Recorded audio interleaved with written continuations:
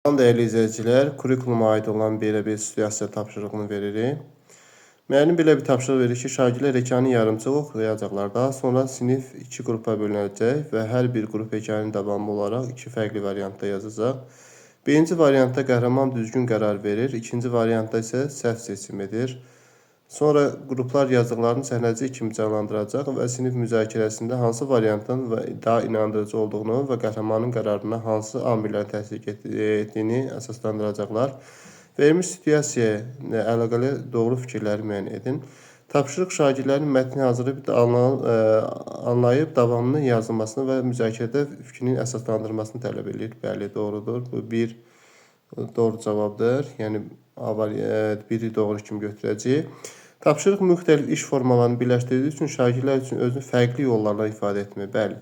Burada hər bir şagirdin fikirləri fərqli ola bilər, fərqli fikirlər ola bilər, özünü fərqli yollarda ifadə etmək imkanı qazanır. Doğrudur. İki fərqli sonluğun yazılması şagirdlərdə qəhrəmanın qərarları səbəb-nəticə əlaqəsi ilə izah etməyə və alternativ müqayisə etməyə şərait yaradır. Doğrudur.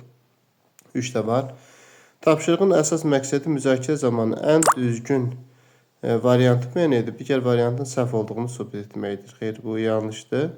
Tapşırıq zamanı çox ədəbi təhlil bacarığını inkişaf etdirdiyi üçün şagirdlərin mədəni məlumatlı kompetentasiyasını formalaşdırır.